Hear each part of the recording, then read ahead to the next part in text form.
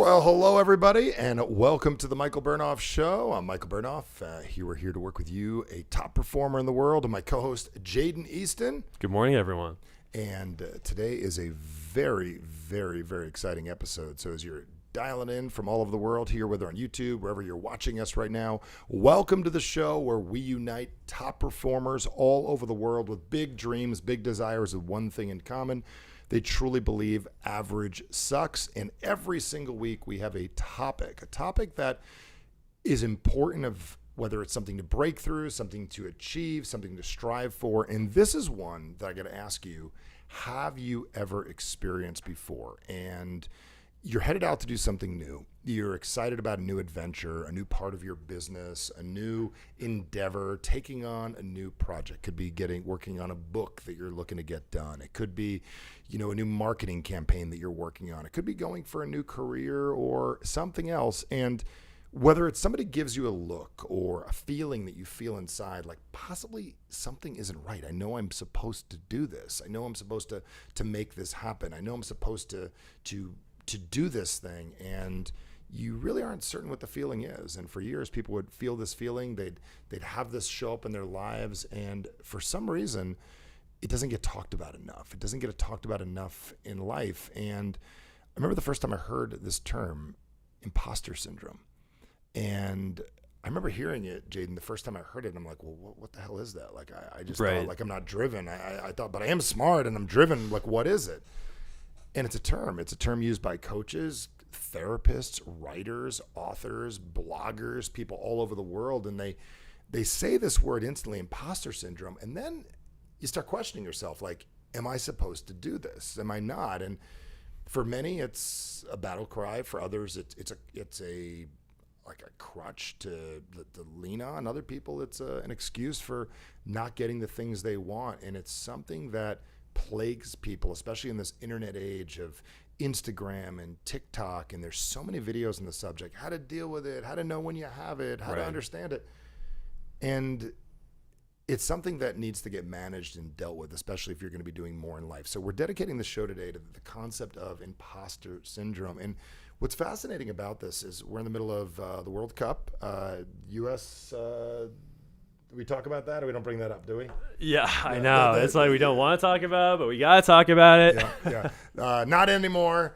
And it's the same thing that professional athletes deal with. Yeah. And this is why one of my, I don't want to say heroes, but I guess one of my heroes as a kid, nowadays someone I admire, Mark Messier or the Tom Brady's in the world, these people have achieved before. And this is one of the biggest reasons that a team will get rid of a third-round draft pick for someone who has won before, where winners win.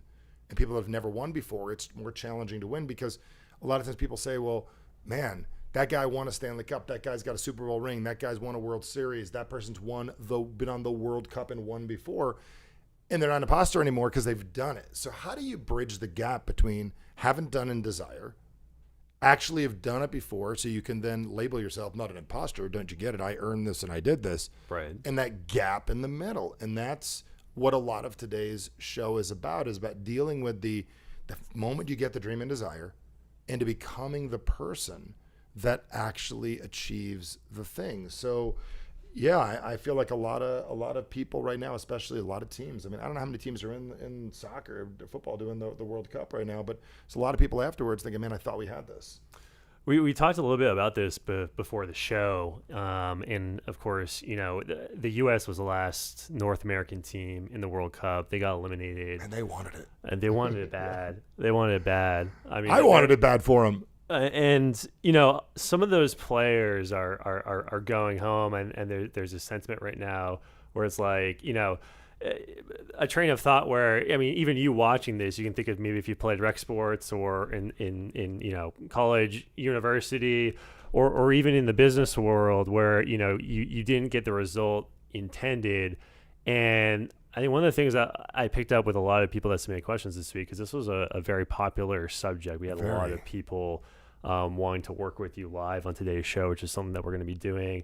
But I think another important distinction is how do you also separate the result from the identity? Because sometimes you're going to get the results that maybe you don't want, but there's a difference between just accepting that and learning from it versus adding that to your identity. Yeah, it's a big thing. I believe the biggest thing people are saying is like, I just don't identify yet as this winner, as this person, as this concept of having this thing yet, and I'm on my way of figuring it out. And it is a normalization process that all of us have to go through. One of the biggest things I coach people through is believing. I had one of our incredible students, Brandon, yesterday posted a video online. He sent it to me yesterday as a text. So I don't know if it posted online, and our team can maybe grab it off his wall and post it on our Instagram. And he talked a little about how I mentored him, and I had him complete his speech prior to doing it. So it's 3 hours prior. And he walked into that speech identifying as a person that's already done that speech because we walked it in his mind prior. We didn't just walk it. We walked it hours later, past speech, past going to the room, changing, taking off the blazer, doing all that stuff down the road. So part of it is how much we allow our minds to run with the idea versus run rampant. And I would say most people's minds are running. They're running crazy versus running with them towards the dream.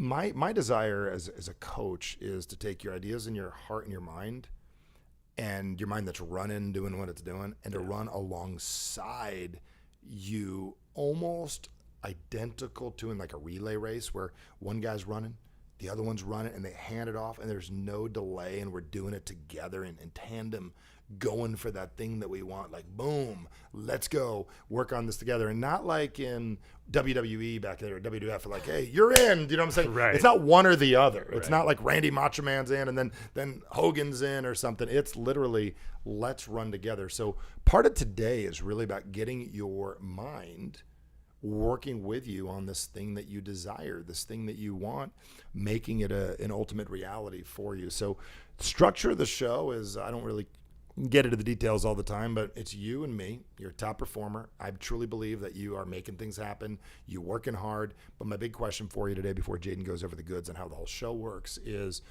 I truly believe this. You are sitting there with big goals, big dreams, big desires, and you're working super hard. You know you are. You're hardworking. You're smart. You're working hard. You're doing a lot of great things. But my question for you is, are the results adding up to how hard you're working and how talented you are? And if they're not, guess what? You're in the right place, because that's what we work on here. And it doesn't matter if we're headed from $1 million to 100 million, from 10 million to a zillion, or your first six figures, or potentially it's some health goal or whatever it is that we're working on. So we're here to guide you. We're here to help you. It's not a talking head show. It's you and I working together and coaching. And so, Jaden, how does this all work for those people that are new? And we got new folks. So let us know where you're dialing in from. Let us know where you're YouTubing in from, where you're clicking in from, and in the comments, and let us know, and take a second and subscribe to the channel. And also at the same time, share this with somebody you care about. Yeah, we're broadcasting from sunny Scottsdale, Arizona. Let us know in the chat where you're dialing in from. We can see you guys. As Michael said, this is a interactive live call-in show. So one of our favorite parts is getting to interact with many high performers that dial in. And today we're going to be focusing on overcoming imposter syndrome. So if you'd like to get the opportunity to work with Michael live on this show, or if you're watching the replay in future shows, simply text in the word ask to 480-800-8051. The team just put a box on the screen as well with a QR code. So lots of options for you, but ask to 480-800-8051. And sometimes it can be easier to just sit back and, you're on your couch, maybe watching the show. It's easier just to listen, but think about, how much value that you would get by interrupting your normal daily routine and doing something you don't usually do. Be bold, be courageous. The people that hop on this show, not only do they get a big win, but ends up inspiring a lot of people. So ask to 480-800-8051. And, one of the reasons why we believe in coaching is because there can be this sentiment amongst high performers and entrepreneurs, because oftentimes maybe we had to do something, we have to go at it alone for a phase, but that eventually reaches a cap. It caps your results, and there comes a point in time when you have to realize that, hey, I can't give more than 100% anymore. I have to actually extract more results from the effort I'm putting in, and coaching is the way that you do that, and that's what this show is about, and that's why you should text ASK to 480-800-8051. So, Michael, you touched on it a little bit, and I thought it was really interesting that you said, like, this term imposter syndrome. Yeah. it almost has like a lot of weight to it. We've talked about this on the show in past episodes that, words have power, thoughts are things. And, it's almost like imposter syndrome has almost become like a diagnosis where it's like, you have imposter syndrome. And then it's like, oh, I have imposter syndrome. Now I have to watch YouTube videos on podcasts on how to overcome this ailment that I've just self-diagnosed myself with. So when we're talking about something like imposter syndrome, do you agree with that? Like, do you think first off, you almost have to separate the label from what's going on and recognize when maybe a label isn't serving you? Yeah. So my whole theory with this whole concept of imposter syndrome, I remember the first time I heard it, I'm like, what is that? I knew what it was, but like, where'd you hear that? And what is it?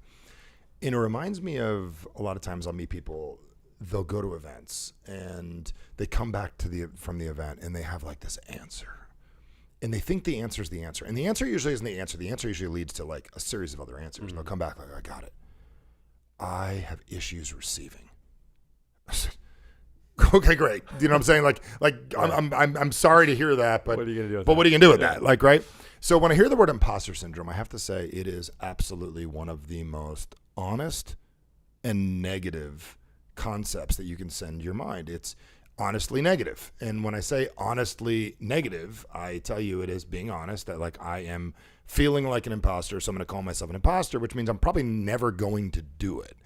And what it really means, in my opinion, is I believe what they meant is at the moment, I'm having a little bit of a challenge adapting to this new identity because all the people in my life I've convinced for years I'm a school teacher. Like I have an incredible student that I work with where he was a music teacher and a music teacher, like literally like a leader of the band music teacher. If anybody knows that song, leader of the band from back in the day, I think it's Fogelberg, back in the day. And one day he decides he wants to become a lawyer. I mean, that's a big jump, like music teacher to lawyer. You got a lot of explaining to do. You got your family, your kids and nephews and aunts and uncles and friends and colleagues because you said, I'm going to be a teacher. I'm going to be a teacher. I love music. And then one day you're going to switch. That's an identity shift. And then you're quiet at what you do. And then one day you're like, you know what? I'm going to go run for office or I'm going to go do this other thing. And it's like, so I believe a lot of our identity is wrapped up in how we have told people we are, how we've seen ourselves or how we positioned ourselves to people. And when you position yourself to people a certain way for a long period of time, instantaneously you've got an appearance, you've got a perception that's there. So I would even rather say I have a misaligned perception with the people around me that I need to align would be a little bit more accurate than imposter syndrome. But man, for clickbait, boom, imposter syndrome. Yeah, well, just like, cop out, right, imposter syndrome. Right. It's really handy. Just I can't do that today. I can't go live. I can't make that video because I'm dealing with imposter syndrome. Whereas if you look at me with what you said, if there's a misaligned perception, then that's actually solvable. So then you can actually do something about it. So it can't be a cop out. It can't be disguised procrastination. Really. Yeah, I'm developing a new perception. Right. You write this down, folks. This is this big. I work real hard in simplicities. Two ways to impact your life. One is to change your actions. It takes time. There's 21 days to a habit. I like moving quicker. I think that shit's slow. So I think maybe 10 days to a habit. And the other way is to change your perceptions. When the world sees you a certain way, they expect something from you. Like if you are Michael Jordan, I'm still a Gen Xer. Like that was our guy, right?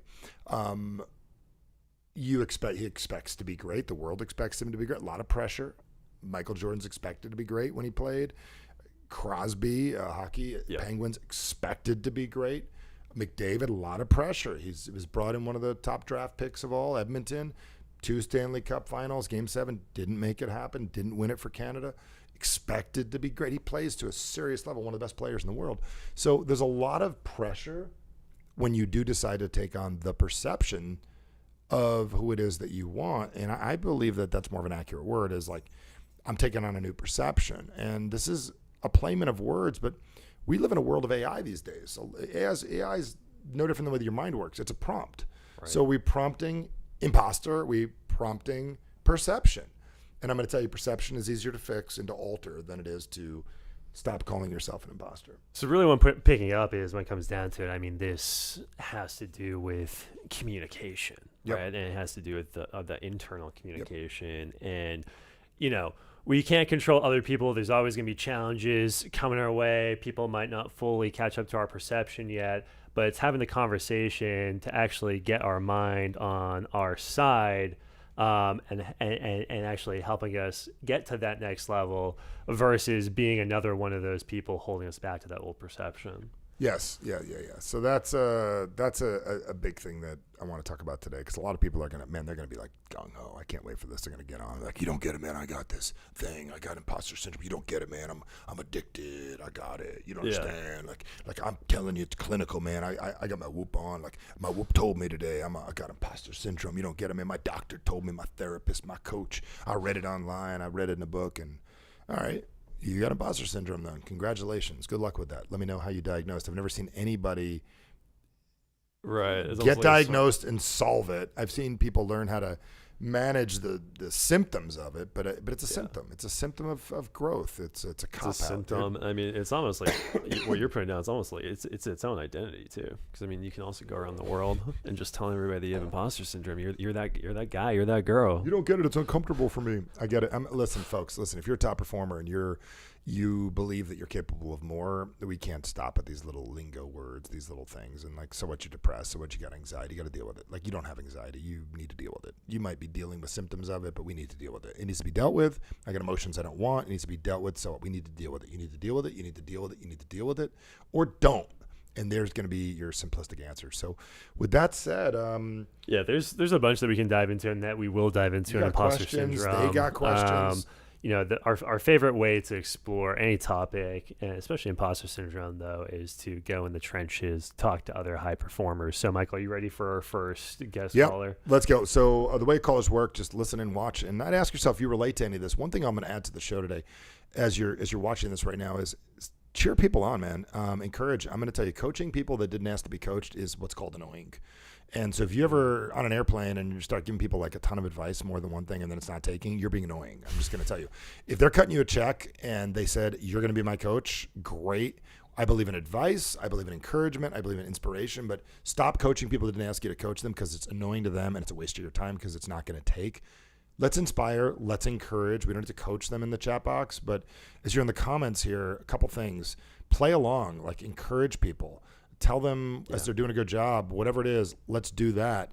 And I guarantee the show will be better. So as you're jumping on, let us know where you're dialing in from. Let us know what you do, and let's rock and roll. And while people are going, share this with somebody you care about. Like, literally grab the link, the little share button, and literally send a text out to 30, 40 people. Put it on your Facebook wall, put it in your Instagram, make a little quick TikTok, and let's share the movement, because entrepreneurs do need to work together to get what they want. So who do we got first? We got a live caller, we got a question? Yeah, we got a live caller, and shout out to Daniela, who's from Glendale, actually, Arizona. She shared the show with 5 friends, so we appreciate you, Daniela. And again, we can see the chat in front of us. The way that you cheer other people on is the way that you're going to get cheered on in life. Yep. So let's cheer on our first caller here, Jim. Our team is going to unmute you, Jim. We got a Jim. We're going to shoot you an unmute request. Jim, let us know, Jim, where you're tuning in from and what your question is when it comes to imposter syndrome. Rocky Point, Mexico. What's going on, Jim? How are you, sir? Doing good. So what's happening, my friend? Getting into real estate, and I'm a little apprehensive about not knowing my product. The resorts are large, and there's 13 of them, and I don't know them compared to the real estate professionals in this town. Okay. So everything you told me sounds accurate. Either you're about to do something new that you've never done before, correct? Yes. And there's stuff you don't know. For sure. And have you decided yet that you're going to get better at this, or you're just uncomfortable right now? I'm going to get better. I'm getting coaching from the mentor and the broker. We're going to have sessions where we help learn how to sell a home. Okay. So one of the challenges that I find with the word learning, it goes back to our childhood, and we hear the word learning, like I'm going to learn how to be good at this. And it sounds really hard. It sounds like it's going to be books and tasks and other stuff. So I understand why you say that. What I've also recognized is no different than when I share with someone how to see something past their current situation. So most of us, when we deal with imposter syndrome, we have trouble seeing past our current situation. We see ourselves as we are, and we see ourselves dealing with what we want as we are, versus seeing ourselves as we can be. So for instance, let me ask you a question. In 3 years from now, when you're the guy that's mentoring people, because I know you haven't thought about this yet, you're mentoring people and you're not the rookie anymore, and someone new is at that firm and they are working on the newer properties, because man, they build things in Mexico so quickly, right? Am I right about that, Jim? Like in 3 years, it's gonna be a different landscape. Am I right? Different restaurants, Yeah. different bars, different stuff. So in 3 years from now, when you're looking back and you are 100% now the mentoring person, because you're like, this is old hat to me. I've been doing this forever. I know everything. I know what's going on. My question for you is this: what is different 3 years from now? I've had success, and that would be the difference. I have yet to have the success. Okay, got it. So does the knowledge have anything to do with the success, or you just haven't had the success yet? Both. Okay. Are you sure that those go together, or just you think they go together? Because if somebody I just probably think let me they let me go let me just ask you a question. If someone just literally knocked on the door today, going, "I know everything about these properties. I just need someone to take my money." Did you need any knowledge? No, Okay. So have you allowed yourself to be good at this yet? probably haven't done much knowledge learning of the product. Okay. Have you allowed yourself to be good at this yet? No. Okay. So your block is, if I only had the knowledge, then I'd have the money, correct? Yes. My desire is you're going to be good at this eventually anyways. It's just the decision whether you're going to do that or not. So I don't believe anything other than you are literally new at this. There's a lot of things you do very well. This is something you're new at, and you're not being honest with yourself. And when I say being honest with yourself is, you've got to be honest. I'm taking on a new endeavor, and I'm in about a 6-month process away from being very good at understanding how this works, and I should see some good success here in the next couple of months. Is that a different way of looking at this than the way you've been seeing it yourself? Yes. So I'll give you an example. What you're not doing is really understanding what's going to happen. So one of my favorite things, we've got a class that we do called Igniting Momentum, and been teaching that for 20 plus years. And I would describe the difference between someone who visits Hawaii and somebody who literally has been living there for 5 years. The difference between someone who lives there versus visits. The guy that visits there might know like 4 or 5 restaurants. They may know like a little bit of the traffic, but the person that's lived there for 5 or 6 years, they've got an understanding of like, don't eat the soup on a Tuesday at John's. They understand like literally when you go to that park, this is what the bathroom smells like and it stinks. Stay away from that. Go to the bathroom at home first. They understand that at Thursday when they have the special game going on in town, avoid Mill Street or whatever it is. Because what you're doing is you don't have enough experience yet, and you're going to have to allow yourself, and that's a big word, allow yourself to have experiences and realize that your biggest thing you're working on is, I'm in the process of working on becoming a person that really understands how this works and understands not just the knowledge, I understand how to be good at this. See, the difference is if all you go for the knowledge is, it'll probably never work for you. The real knowledge is not the knowledge of the industry. The real knowledge is, you know what? This is the ins and outs of how all of this works and how do you be good at this, not the knowledge of real estate. Because the knowledge of real estate, that's not going to matter. Somebody can chat GPT that stuff. You can figure that out by studying that in 2 weeks. It is the knowledge internally of what it feels like to go through what you're going through. So for me, I've had enough success in my life that if I took that on, I wouldn't be shocked that I'm not getting it right away. I'd be like, of course I'm not getting it right away. Anything I've ever done, it's taken me 3, 9, 10, 12 months to figure out. It takes a couple of weeks to start getting my network going. So let me ask you, is it that you're dealing with imposter syndrome, or you've literally haven't allowed yourself to see yourself being good at this yet? I haven't allowed myself to be seeing myself as good. I have great faith in my marketing. I have great faith in my closing abilities. Mm-hmm. I've never done it before. Even you don't have faith in yourself, and this is the part I forgot that guy in the picture myself. Yeah. So you're great at your marketing. Oh man, I know my marketing. Oh man, I know that. Like, you don't need to know Rocky Point. You need to know Jim. See, you need to believe in Jim. You need to believe in yourself. So if somebody's honest, literally, I'm having trouble believing in myself right now. Now I can have a real conversation with you. Not, I need knowledge and imposter syndrome. It's using a cop-out. So my desire for you is to really language this correctly is you got to say, like, I need you to spend a certain amount of time each week or each day going, what does Jim look like when Jim is actually getting this? It's no different than if I was having you visualize. I know, Jaden, when you did bodybuilding, right, years ago, did you have a picture of what you wanted to look like? I did. Yes. I had the posters, the encyclopedia of bodybuilding. Yeah. And I remember when I was lifting all the time as a kid, I would literally cut out my face and put it on like Arnold's body, right? And I put it on my fridge, like, that's what I'm going to look like. And I could work on visualizing it. So I want you to work on this. Who is Jim 3 years from now? How does he act? What does he do? How do people respond to him? This is the part you need to become comfortable with, not the knowledge. The knowledge you'll get guaranteed if you allow yourself to. Thanks, Jim. Thank you, Jim. So that's the part that comes up a lot for people. It's they put up something like, but I would do this, but this, and he's not alone. I do it. You do it. We all do it. There's a but, and we put this but, like when my buddy Sean Stevenson was aligned, it said, "Get off your butt." His book, which is hilarious because Sean never did get off his butt because he sat in a wheelchair his whole life. He'd laugh that we're talking about him right now. But we put a but out there. We put a big ass but in our lives. Like, I would be good at this, but Right. I got this block, and because I got this block, I can't do this. That's the imposter. We are impersonating a person that can't do it versus, I mean, think about this. Imposter syndrome literally is impersonating somebody who doesn't achieve instead of what they want.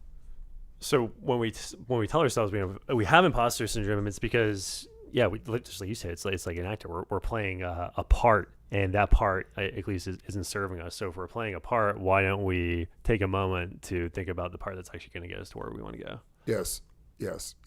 And we talked about the World Cup. There's a lot of news in soccer going on.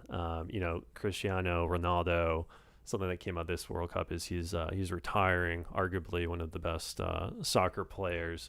And there's many interviews with Cristiano where even he says, at times in his career before a game, he deals with self-doubt, imposter syndrome. He's even said those words.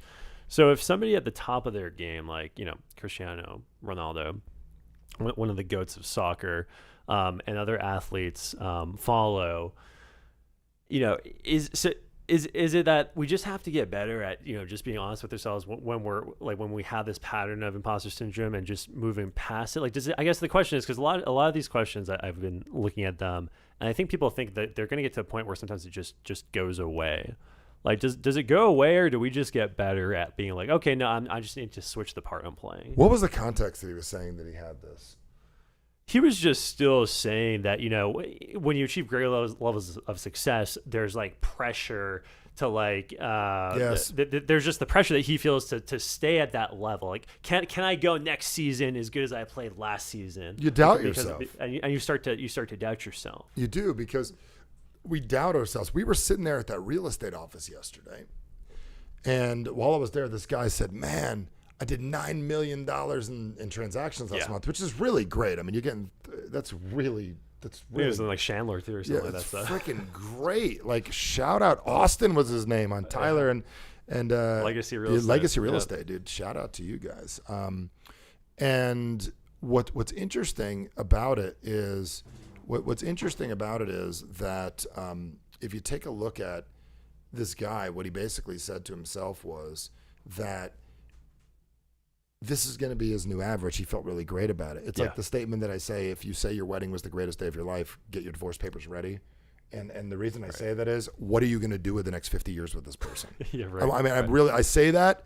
It can be up till now the best day, but God, what's your honeymoon going to be? Boring? Do you know what I'm saying? Right. Like, are you going to have no other big events in the rest of your life? This is the best day of my life, my 5th birthday. What the hell are you going to do with the rest of your life? Right. And I say that, and I want all of you to to really own this right now is that this dude made this statement. I loved it, but that's where the challenge comes in. We're like, this is the greatest moment up until now.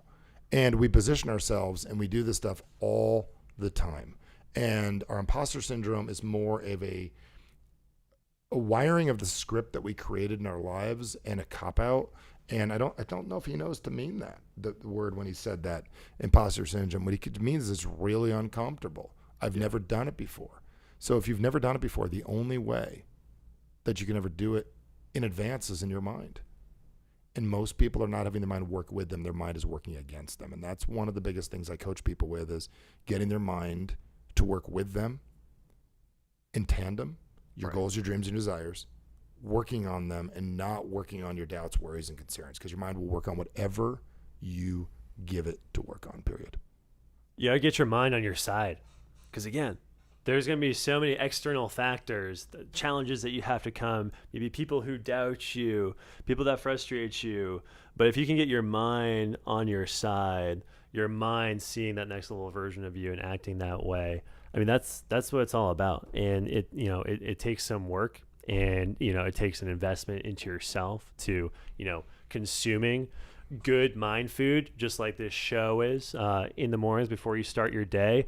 Also, reading. Both Michael and I, and really any high performer that I know, reads. They don't even just listen to an audiobook, but they read. And if you haven't read Average Sucks, this is where it all begins. The philosophy of this show is that the world encourages us to play small, and we need more people playing big, playing outside their comfort zone, living a life that screams, average sucks. Let us know in the comments if you've read it. You can grab yourself a copy by texting book to 480-800-8051. And our team is going to play a quick video to tell you a little bit more about the book right now. So here's why you need the book. It's very, very simple. When I first started writing this book, I had this really great idea for a subtitle, the psychological understanding, all this really cool stuff. And then I realized simply, this is all anybody wants to know: why you don't get what you want and what to do about it. This powerful book that's easy to read is going to show you not only why you don't get what you want, it's going to show you exactly how to get it. A few hours from now, you'll know exactly what you need to do. Order the book.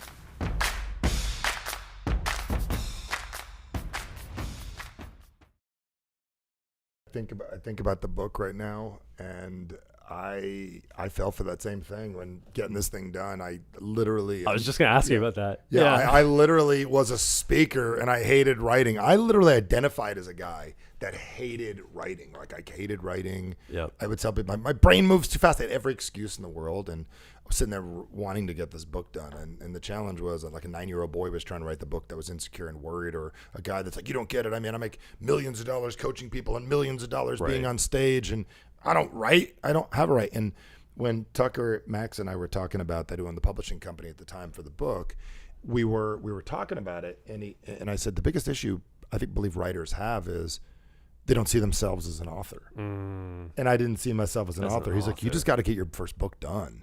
Your second one's easy. Your second movie is easy. You just got to literally get to the point. So you know what the funniest thing we did? We did a whole workshop. He asked me to beta test a workshop when I worked on the book, and I still fought getting the book done. And I said to him, the first thing we need to do is make little nameplates when you get there, and they say like Michael Bernoff, speaker, coach, and you might say like John Smith, realtor, or Bill Jones, marketer, whatever it is. Yeah. Cross it off or add the word author to it and really sit with that for a minute. Oh. So we added that, and literally that one little idea, that was the first thing we did, is got people to identify as an author. That's really good. That's why people don't do drugs to start with. They don't identify as a drug user until they eventually identify as a drug user. Think about that. Before you do it, like, I don't see myself doing okay, I'm actually doing it now. And then they change their identity. It's crazy. Before this episode, I really didn't like imposter syndrome and identity just cross paths. They intersect so much, because it really, like, imposter syndrome is really why I'm picking up is it's an identity that we're choosing to live in because that's safe, that's inside our comfort zone, and taking the actions to get us to where we want to go. Is a little uncomfortable. So we hide behind the mask over this really what is this identity, this character that we're playing in this game of life called imposter syndrome. So that being said, Michael, you want to take our next caller? We got, again, like I said, this was this topic resonated And we got a bunch of question submissions, both people that want to work with you on the show and also some texting questions we'll do in just a second. But we're going to bring out Heather Hall. Heather, our team's shooting you an unmute request. Hello, Heather. Let us know where you're calling in from and what your question on imposter syndrome is. What's going on, Heather? Dial in. Hey, I'm calling from Rockford, Illinois. Actually, I'm in Janesville, Wisconsin. I just crossed over the border, so. well, welcome, Heather. We're glad we get to hear you today. What's going on? Thank you. And I just want to say thank you, Michael, because you do this, every day for all of us. And I've learned so much from you over the years. You brought awareness to my life, and I'm just forever grateful for you. So I want to say that first. Thank you. But my question is, so I'm writing my book, and Yes. it's called The Honor System, and it's about honoring your life. And that is, my goal is to continue to honor my life and to teach my daughters to honor theirs. And I have some things in the past that I'm not proud of, but I think that I need to be vulnerable enough to talk about those things to really hit home on how to change, that you can make mistakes in life and then decide to be a better person. But I guess my question is getting over that that feeling of that people are going to look down on me if I talk about things that people don't know about me, because I've done very well in hiding things. So let me ask you a question. So it's like, how do you become vulnerable? Heather, Sure. Who are you writing the book for? For me and for my daughters. Okay. And then So first off, hoping it helps someone else. First off, congratulations. You're an author. You're writing, which means you're an author. You're not a published author yet, but you're an author. The next stop is just get published, and that's an exciting day when you become published. And then it's more exciting when you sell your first books. That's great. So you're an author. Just say it out loud. Say what? I'm what? I'm an author. There you go. I'm an author, and I actually did put it in my profile. Good. I like it. Yes. I like it. So there's no easy way around this. For some reason, when we wear a mask and we don't tell people certain things about us, we think they're going to judge us, and they might. Do you know what I'm saying? It is possible. The difference is you're currently lying is the best way to put it, meaning like you're omitting information. We can call it omitting, but you're not telling completely the truth because you'd like to tell the truth, so you're holding back. So when you tell them, you actually, in a lot of ways, become the liar when you told the truth, which is nuts, right? And I've never really seen relationships end from the truth. I've seen them end from misleading people. So the sooner we get to the truth, the better. So are we concerned with the people in our lives, or are we concerned more with the people that we haven't even met yet? So my question for you is how to get over this is, pretty much everybody I know, I mean, here's the deal. The book will sell better. The more shit you got in it, the book will sell better. You understand that, right? Right. Yeah, I mean, Jordan Belford, I've known Jordan since 2010. That book's insane. Not crazier than the movie. Tucker Max, who I talked about earlier, like Why Do Assholes Win? Do They Serve Beer in Hell? Those stories are nuts. His wife loves him through all that book. Does that make sense? She knew that guy. So your kids and your family, they know a lot of this about you, or they know none of it? My kids pretty much know none of it. Yeah. Okay. How old are they? 28 and 24. They both live in Scottsdale. I mean, I'm pretty yeah. sure they're not going to be shocked, and they got probably skeletons Right. too you don't want to know about. So, Right, exactly. Yeah. So I guess your question is, there's a difference between I want to say it because I went to therapy and I think I need to air out a bunch of dirty laundry, and there's a story you need to tell. And there's a difference between those two things, and you've got to figure out how much you want to pad this and how much you want to share. Okay. So how much of this is necessary, and how much of this is like you just feel like you have to? Like, where's it coming from?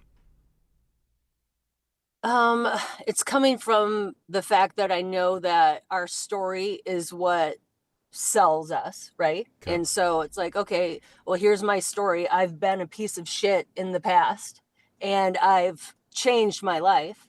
One of the things was call to action and learning the awareness, like, oh, Heather, you're doing these things. Okay. Yep. So now I see I wasn't honoring myself. I've made choices that were dumb, even though I felt like I was doing great, or maybe it looked like I was doing great. I still had these skeletons that I was not doing the right thing. And so now I'm like, now I'm on it. I remember like when we did core strength and you and Deborah didn't drink. And I was just like, oh, wow, like I would never not drink. And now I don't drink. I haven't drank for a couple of years. And I love that, you know, and it's like, and obviously it's wisdom and growing up and maturity and all of that. But I just feel like, okay, well, you got to know that I was a piece of shit to see Okay, how so I let me. I got it. I got it. You're trying to do your therapy right now, so I get it. So let me help you real quick. Let me help you real quick with the answer. So okay.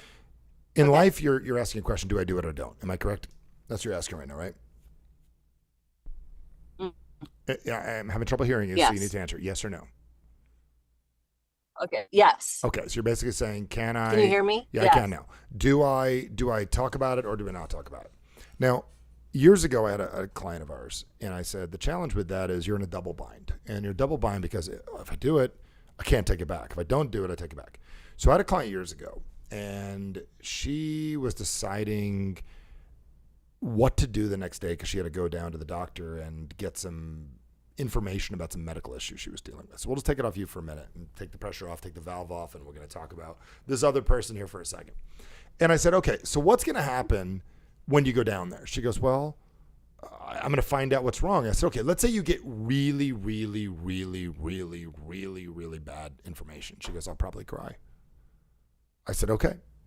I said, what happens if you go down there and they tell you really good advice? She goes, I'm probably going to cry. I said, what if you go down there and the door is closed and it's locked and your appointment was wrong? She goes, I'm definitely going to cry. So I said, we got it out of the way. You're going to cry. Okay. So when I look at it this way, you're either going to make someone upset, make somebody healed, make yourself upset, or make yourself healed. No matter what, somebody's going to get healed and somebody's going to get upset. So here's the deal. If you admit it, you will be upset and someone will still get healed. If you say it, you may make someone upset. You will not be upset and someone else might get healed. So you've got to realize the book's going to do great regardless. The question is how much of this, and this is where you got to give yourself your questions, not do I do it if I don't do it. It's am I okay with making myself upset that I didn't do what I wanted to do? And that is your real question. And are you okay with the idea that you are going to make people upset and you're going to make people healed and you are that powerful? Are you okay with that? So 2 years down the road when your book is out, there'll be people that like you and don't like you. Guess what? Right now, there's people that like you and don't like you. Nothing will change. Right. Other than you will feel more comfortable with you. So are you okay with identifying as a person that actually has this in their past? Meaning right now it's in your present. I'd like you to put in your past. Are you okay with this being in your past? Because right now it's in your present past. Or are you okay with having it in your past? That's it. That's my only question. Okay. Yes. And you're right. And I would be upset if I don't write the book. So you're right. So are you worried about making other people upset? Or are you upset? So here's the deal. Who's the book for? Stop making the book for other people. The book's there for you. Stop lying. It's there for you. It's there for you to get through this and hopefully help some people. You would write a different kind of a book if it was just for entertainment purposes alone, correct? Correct. Live with that. Heather, thank you for all the kind words and comments, and I want you to think about that. It's nothing to get over. It's just a decision to make, and it's a simple decision. Am I more interested in being upset myself, or am I more interested in upsetting a few people that don't matter as much as I matter to myself? Powerful. And I know for herself, knowing Heather with her daughters and her children, she'd want them to be able to feel comfortable airing it out. So what a gift she can give them of showing as an example. Say she's leading from the front. Yeah. It's huge. Leading from the front. Just like she did by coming on the show and asking the question. So we talked about, how you get cheered on in life is how you cheer others on. Show Heather some love for asking that question. And Jim, let us know a takeaway or two as well in the comments from today's episode. We want to give some shout outs as we go along. And, if you're watching this live, you're watching the replay, text ASK to 480-800-8051 for an opportunity to get coaching with Michael, just like you saw. And the cool thing is, those of you subscribing to the show today, definitely subscribe to the channel and do go to michaelbernoff.com/ask, or there's like 3 ways on the screen you can do it. You can screenshot, you can do it. We also have the ability, is it on that screen where they can get access to every time each week we have a show, or do they need to go to show for that? That's on YouTube. Yeah. That is michaelbernoff.com/show to get notifications for this week's show. But if they text ask, they're gonna get added to the list anyway. So that's the way to do that. That being said, Michael, it's awesome. We have so many people on the line right now. Do you want to do one more question? Let's do at least one more question. Yeah. Hang tight with us, guys. We're going to go a few minutes over. I know you have some text-in questions as well. You want to do one quick text-in real quick and then get someone ready? I do actually, yes. So we have a question from Justin. And Justin is he's been tuning into a lot of the episodes. And, really at the heart of Justin's question is, I want to build a coaching program, but I feel like I haven't made it enough for people to listen to me.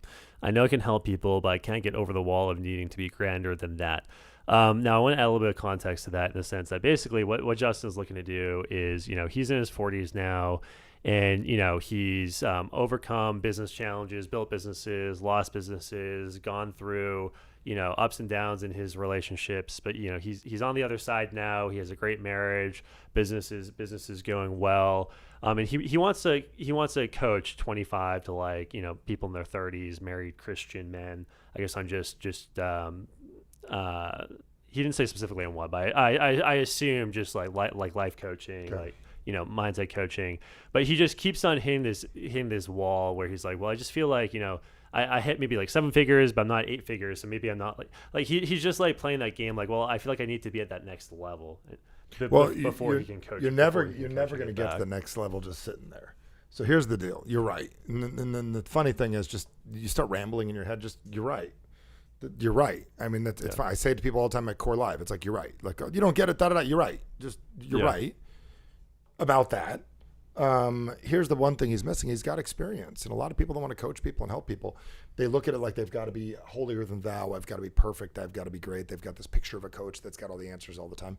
The only way you're going to have all the answers all the time is experience. So here's the deal. The dude's got experience. I have literally been in business. I have coached businesses. Forgive me. I have been in business. I've succeeded. I've been through windfalls. I've been through all kinds of problems. I've done a bunch. My name's Justin. I've done a bunch of things. Got it. Great. My question then is, why not just share your experience with people? Maybe you got an issue with the coaching word when you first get a hold of people. Listen, I got a lot of experience on getting from where you are to where you want to go. Yeah. And I've got a little experience that I've learned. I want to coach you through it. Maybe don't lead with the word coach, but do that. And we worry about this person. What if there's someone I can't help? Right. Well, then there's a really simple technique saying, you know what you're asking me for, I have not dealt with before, but if you're willing to work with me through it, I'm willing to work with you through it. And we've got to realize that's going to come up, and you're going to have that happen. You're not going to have all the answers for all the people, or specialize. What are you going to say? Like, oh, okay, I've only made up to $1.3 million. I can only help you up to 1.3. I can't help you up to 1.5. Right. Last time I checked, almost every incredible coach in history of every team has probably never won the championship themselves, not being a coach. I'd love to get the stats on that one day. How many NHL, NBA coaches have actually won the championship as a player first? We're gonna find the answer to that, and we'll share that next time. But that's a really interesting, thought experiment to think about. Let's play. Let's go ahead, because you look that up. And I'm going to throw an example at you. So let's take the movie Miracle. Let's take the 1980s USA Olympic team. Herb Brooks didn't make the team. He got cut, I believe, from the team, and then took the team to win the gold, one of the most iconic sports victories outside of 2026.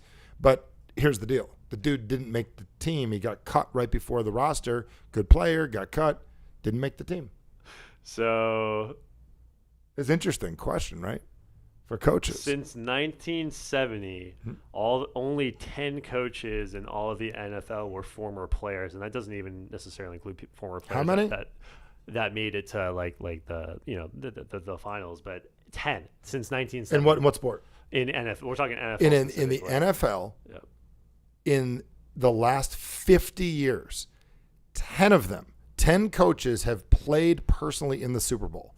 Every other No, coach. that's not even the Super Bowl. That's just literally they played an actual season game in a professional Okay. sports league. Now look up how many of them won the Super Bowl. I got one here.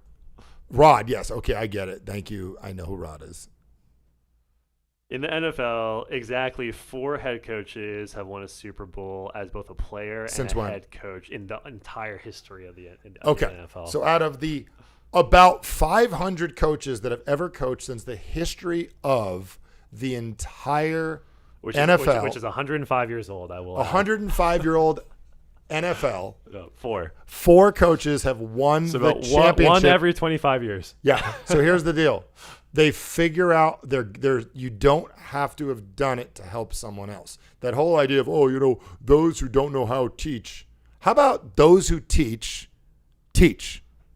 And this is the part, so I want to reframe that example again one more time. Since the history in 105 years in the NFL, those of you wanting to be a coach out there worried, do you have to have done it yourself? Every year for 105 years, somebody has won a championship, whether it was the Super Bowl, which has not been the Super Bowl, but it was a championship at the end. 4 times an actual player that won the Super Bowl has coached a team. 1 every 25 years. That's 24 every 25 years has never played or won a championship before, and they still helped the team win a championship. So for those of you that want to be a coach out there, that doesn't mean go run and be a coach. It means that you don't have to have done all of it yourself to be at the top of your game. You got to be really good at the real element. Can I help somebody else do it? And that's the big question. If you're great at helping other people succeed, you don't have to have done it yourself. It's a different skill for a different day. Coaches out there, I encourage you to step up and play that game. That's beautiful. I'm glad we just looked that up in real time. That was really eye opening. Well, Justin, thanks for that great texting question. I know you said you're going to catch the replay of this, so we'll let you know. That being said, Michael, you want to do one more question? One more live caller.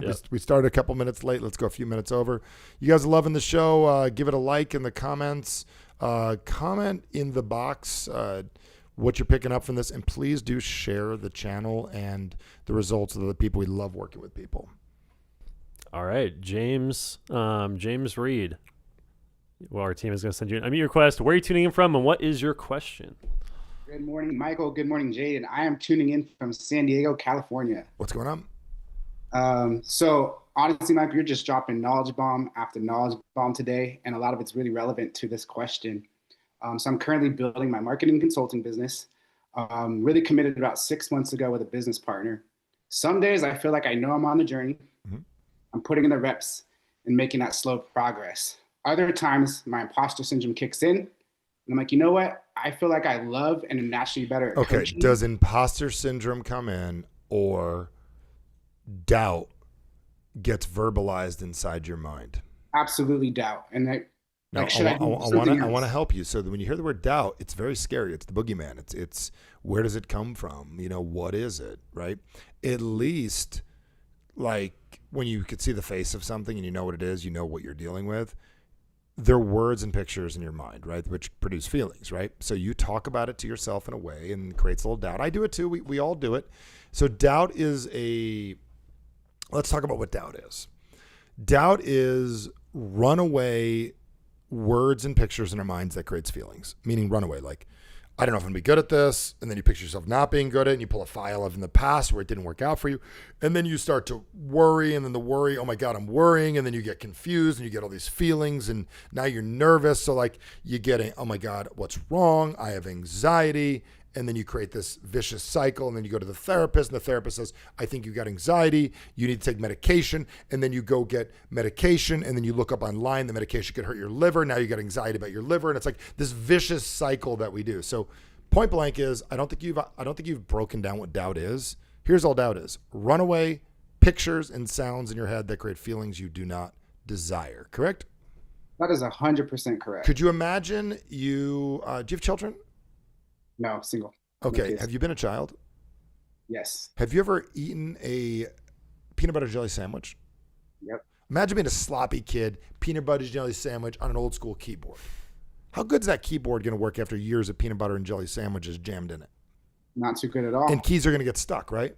Yes. Doubt is a key getting stuck on a keyboard that should be processing correctly. So it's doubt is creating itself because you got a key that it's like the S key or the caps lock is jammed down, and it's like, dude, I don't want to make this a big deal, but I got the caps lock down and it keeps on like screaming at me, versus I got to clean out the key and I got to leave it going. So I want to throw that thought by you. So I don't believe you're dealing with imposter syndrome. I believe you have doubt, self-imposed. So how do I get better at fighting my doubt? Well, do you want to fight your doubt, or do you want to say, got it, I'm doing that? I want to say, got it, I'm doing that. Well, you just said it right there. Say it again. Got it, I'm doing that. Are you having conversations with yourself that are bringing up pictures and sounds and feelings in your body that you don't want? I am. Are you obsessively optimistic? I am. Well, how does that work? How can doubt and obsessively optimistic come together? Welcome to my life. Yeah, it's like having the gas and the brake on at the same time. So are you obsessively optimistic or not enough? Not enough. Got Wow. it. You're not going to be all the time. I will Wow. tell you, grab one of our obsessively optimistic shirts when you get a minute. You can get them in the Average Sucks store, but wear that thing. But the purpose of why I'm bringing that up is not to market a shirt right now.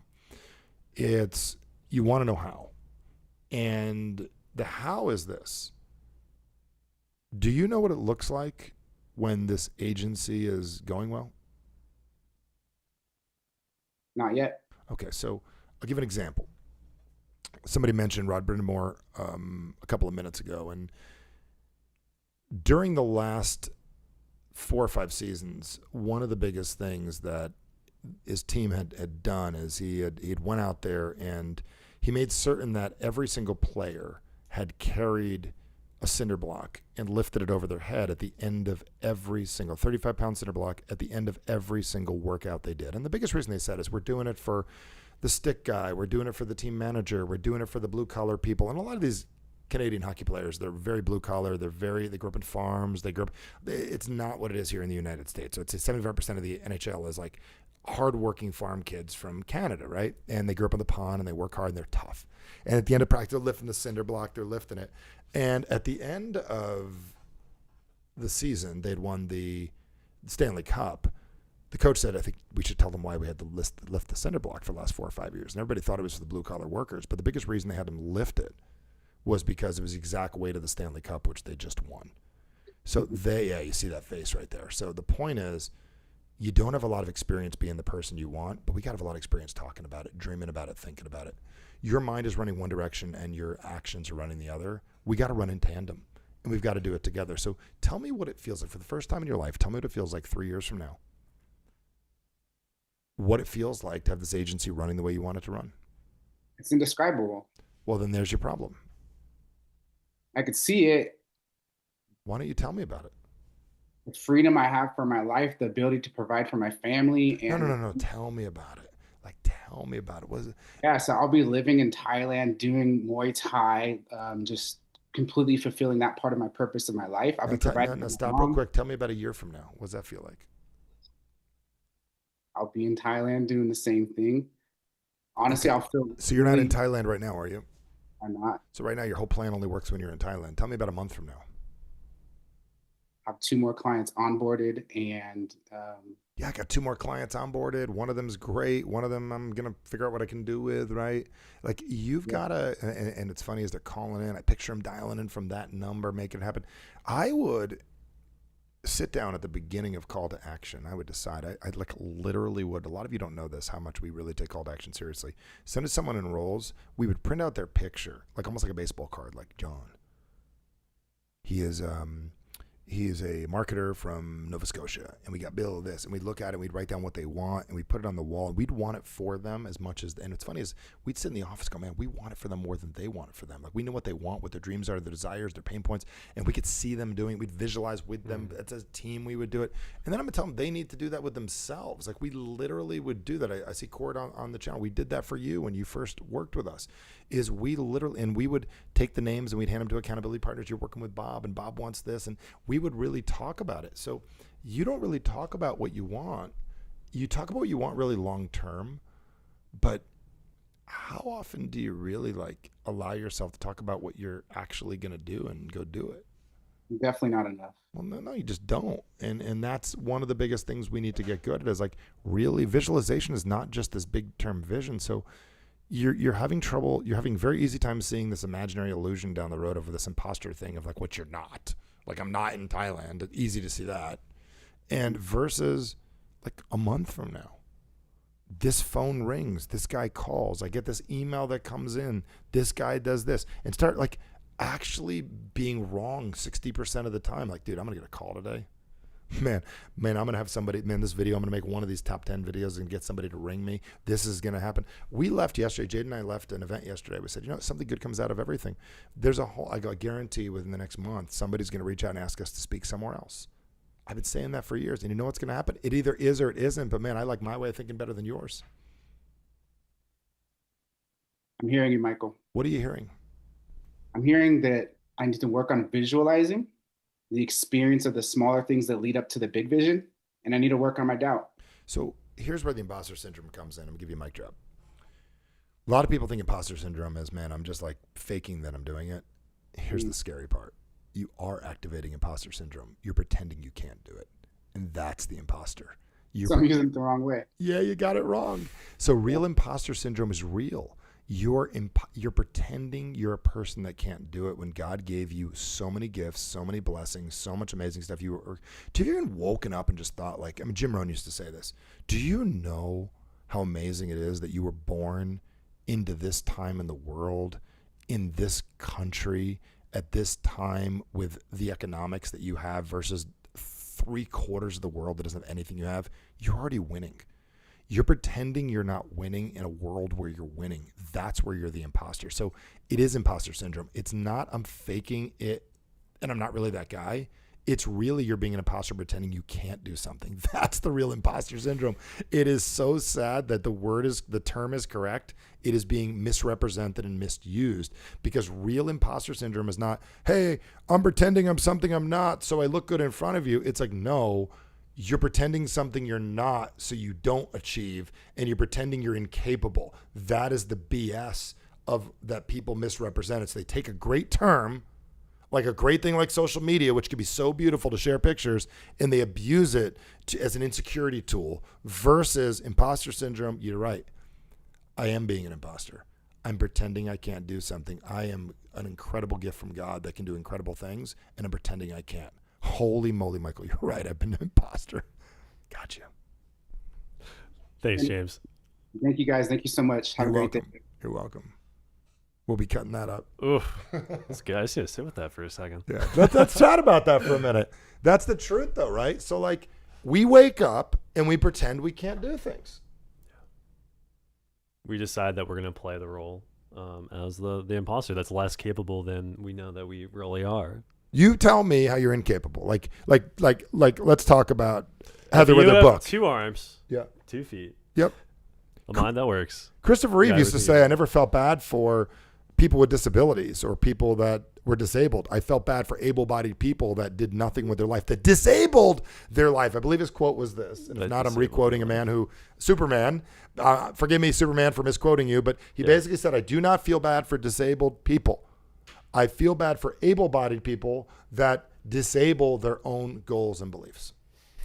I think you really nailed it in the sense that, and the only way that we're taking on this role as an imposter is we have a conversation in our head. It might be 30, 60 seconds, and that can be changed. And, one of the things that I really love about call to action is that this massive pattern interrupt for your life. Yep. So each and every month, Michael hosts a program called Call to Action. It's 5 days of coaching with Michael, about 2 hours a day, where, you actually help, you assist people in just doing things differently. Because one of the things about imposter syndrome, and if you live with imposter syndrome, is you just have a pattern of repeating the same day and over and over again. And one of the things that Call to Action really did for me was this big wake up that like you literally, there's a morning class and an evening class. But you don't go through the day repeating the same day because it's impossible. You're spending 2 hours working with Michael on getting clearer on where you're going so that just like we worked with James, that vision inside your head is clear, so you can use that as a source of fuel. Becoming more decisive, so you're making quicker decisions, and you're being okay if they're the wrong decision, because you realize you can just make another decision and pivot. And, getting more done in 5 days than you have in the past 5 months. And by really taking off that mask of the imposter and starting to create and step into that identity that's going to get you to where you want to go. So if you text action to 480-800-8051, you're going to get sent a link where you can sign up for call to action, which is actually starting next week. If you're watching this live, and if you're watching the replay, we host these every single month. And you don't just want to text in action to 480-800-8051, because that's not really going to do much, but you want to actually click that link that you're going to get and sign up. We've got amazing feedback and comments from today. People are motivated, pumped up, inspired. That only lasts so long. You need to expand your tool belt. Imagine you're Batman, you're a superhero, right? You have your tool belt of all your gadgets and gizmos, and call to action gives you real tools that you can use on a daily basis to better control your state. Yep. So you can make quicker decisions.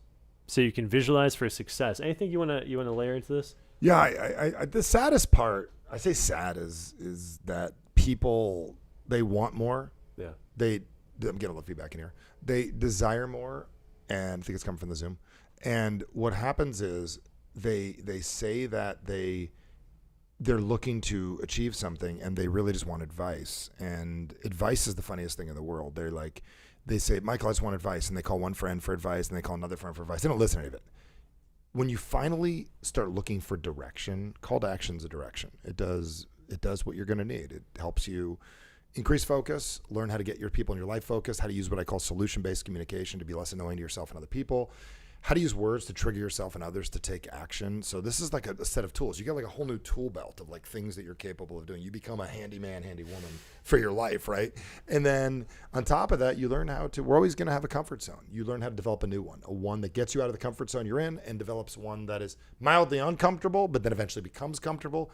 And then you learn how to like do everything from storytelling to communication to really understanding the art of decision making. And this is what one of my mentors says. He calls it world-class decision-making. You need to become a world-class decision-maker. You have to become somebody that knows how to make decisions at a level that are absolutely the highest possible level. And the highest possible level of decision-making is what is the top performers in the world do. So this is my desire for all of you. If you're watching this right now and you've tuned into the show and you're brand new to our world, the best place to get started with me is Call to Action. Since 2003, it is the best place to get started. And the reason it's the best is it's all about you. 5 days working with me, a couple hours a day, morning or night. People from Australia do it, people from Canada, people from down the street. Doesn't matter. We can make any time zone work. There's recordings for everybody, plus a bunch of bonus stuff as well. Discounted for the summer. Again, michaelbernoff.com/action. And for the price of a couple of Starbucks coffees over the next month, I'm pretty certain you get a chance to work with me and get it working. We're doing something really special. I mean, what would it be worth to you, if you dealt with imposter syndrome, 50% less? What would it be worth to you if you made quicker decisions? What would it be worth to you if your team brought you solutions instead of excuses? These are all things and much more that Call to Action dives into. So one more time, action, 480-800-8051. Get off the fence, that hurts, and join us for next week's class. Thanks so much to everybody that submitted questions. If we didn't get to your question, we'll consider it for future weeks. Text in, but we appreciate the support and everybody tuning in. And Michael, any final words? Yeah, look at these sessions as this. I always say, look at them and not as a finish line. Look at them as a starting line. And always look for new starting lines in life, because at the end of the day, the biggest thing that I desire for you is to realize that Jaden, there's people out there in the world that want it more for you than you might even want it for yourself. It's time to change that. When you're ready to accept that your mind is running rampant and you need to learn how to get it to work with you, your goals and your mind work together, then we will then do well. As long as you want your mind to go one way and you wish it would get better and your actions to go another, you're competing with yourself. Be a competitive person, stop competing with yourself, start getting what you want. And I don't need you to take a class. I need you to start living the class of life that you're capable of living. And a lot of times it's just having the courage to say, I need help. And I'm here. We're here. When you're ready, let's do it. Again, go to text the word action to 480-800-8051. And with that said, I'm excited to work with you guys. Subscribe to the channel. And we'll see you next week. Share it with people you care about. And we'll catch you next week.